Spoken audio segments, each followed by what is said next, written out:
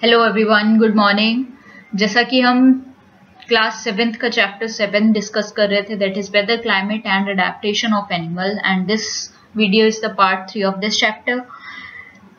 And let's start the first topic of this.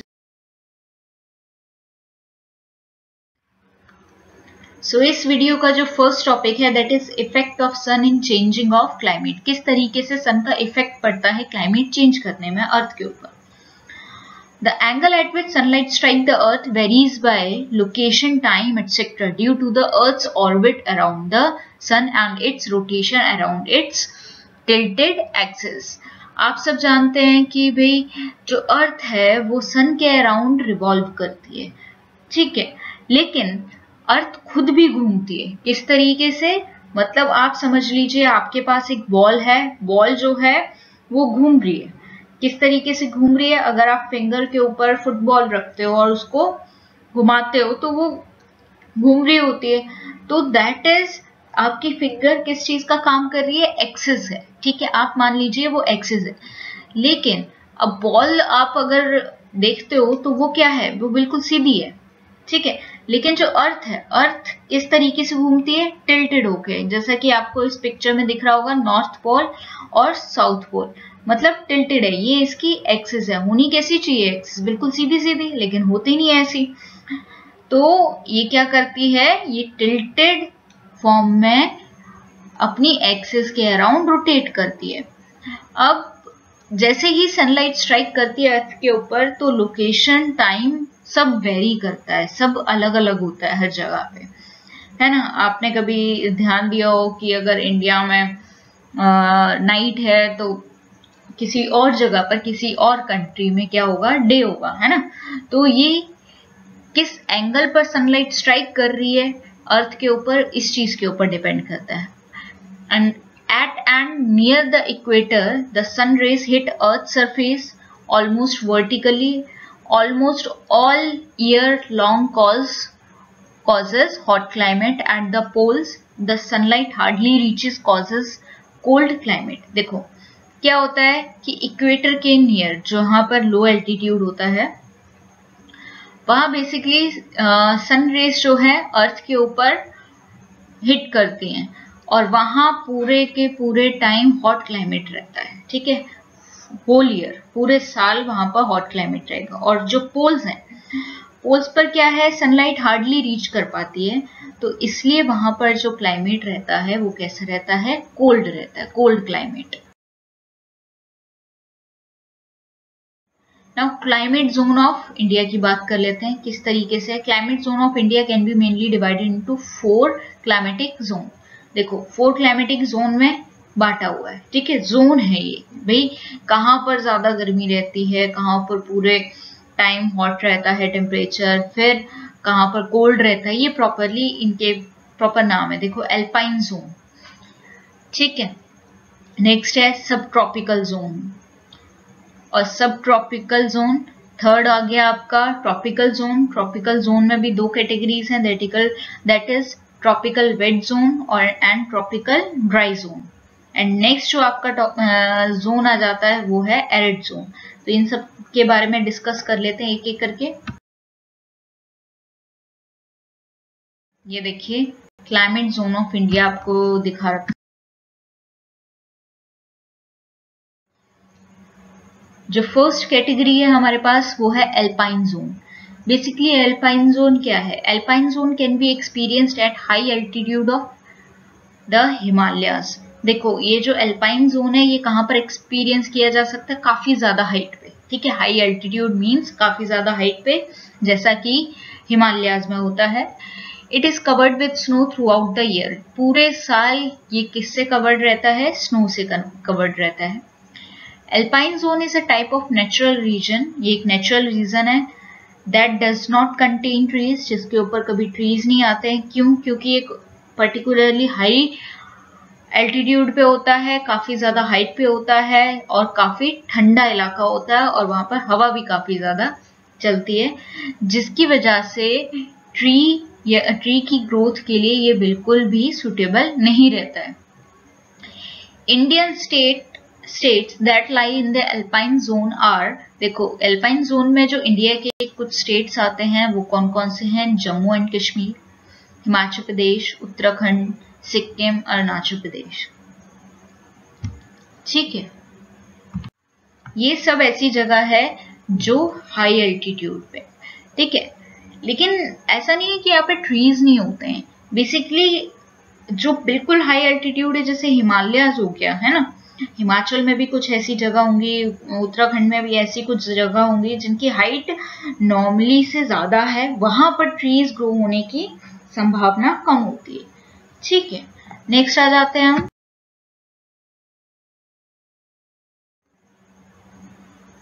सब tropical zone पे। सब tropical zone are the region of the earth bordering on the tropics just north of the tropic of Cancer or just south of the tropic of Capricorn।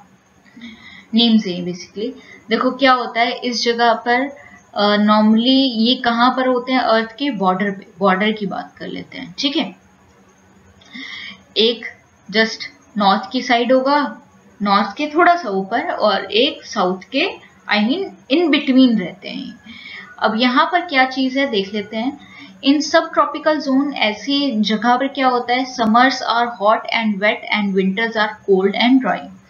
इन जगह पर summers काफी ज्यादा hot होते हैं और wait होते हैं। मतलब वेट मीन्स काफी ज्यादा बारिश होती है, और इसमें काफी ज्यादा मॉइस्चर होगा एयर में इस टाइम पर, और हॉट होता है, ठीक है, गर्मी होती है। एंड विंटर्स कैसे होते हैं? कोल्ड होते हैं और ड्राई होते हैं।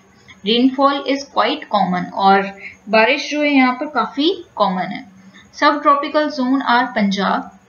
इंडिया में बात करें तो इंडिया में कौन कौन से स्टेट्स आते हैं इन सब ट्रॉपिकल जोन में? फर्स्ट है पंजाब, हरियाणा, उत्तर प्रदेश, उड़ीसा, बिहार, वेस्ट बंगाल, मध्य प्रदेश। ये कुछ स्टेट्स हैं जो सब ट्रॉपिकल जोन में आते हैं इंडिया के केस में, ठीक है।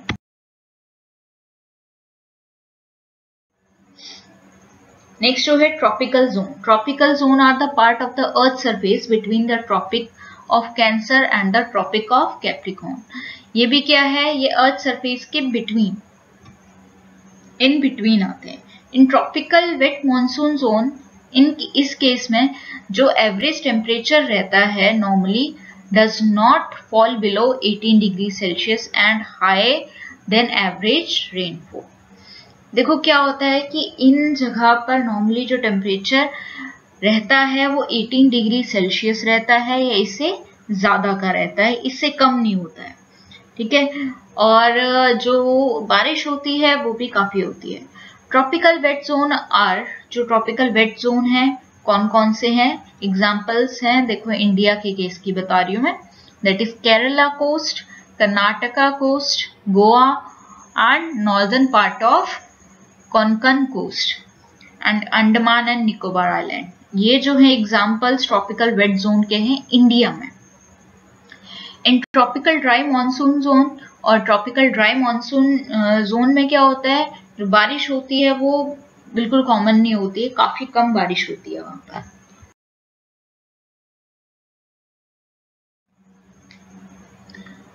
अब है arid zone. Arid zone is characterized by high temperature and low rainfall. इसकी मतलब कैरेक्टरिस्टिक्स किस तरीके से देखी जाती है कि यहाँ पर टेम्परेचर काफी ज्यादा हाई रहता है और जो बारिशें हैं वो काफी कम रहती है। The arid region lies in Rajasthan, Gujarat, Punjab and Haryana, Andhra Pradesh, Karnataka and Maharashtra.